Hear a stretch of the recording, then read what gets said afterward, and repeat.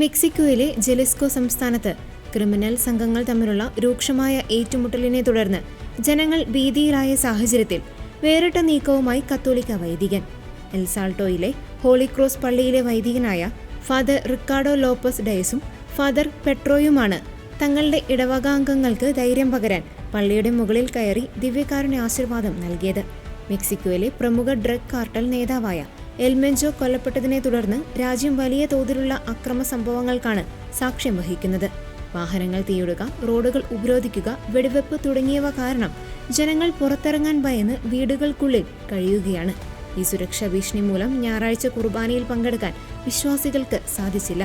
തന്റെ ഇടവകാംഗങ്ങൾ ഭീതിയിലാണെന്ന് മനസ്സിലാക്കിയ father Ricardo പള്ളിയുടെ മണിഗോപുരത്തിന് മുകളിൽ കയറി ഫേസ്ബുക്ക് ലൈവിലൂടെ ജനങ്ങൾക്ക് ദിവ്യകാരുണ്യ ആശീർവാദം നൽകുകയും അഭിസംബോധന ചെയ്യുകയും ചെയ്തു.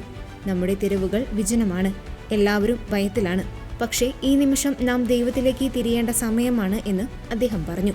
തുടർന്ന് ഫാദർ പെട്രോ ദിവ്യകാരുണ്യത്തെ വഹിച്ചുകൊണ്ട് പള്ളിയുടെ മുകളിലെത്തുകയും 4 ദിക്കുകളിലേക്കും തിരിഞ്ഞ് നഗരത്തെ മുഴുവൻ ആശീർവദിക്കുകയും ചെയ്തു.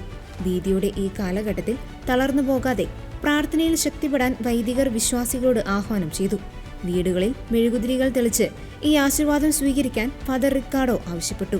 നിരവധി പേരാണ് നിമിഷ നേരം കൊണ്ട് ഈ വീഡിയോ കണ്ടത്.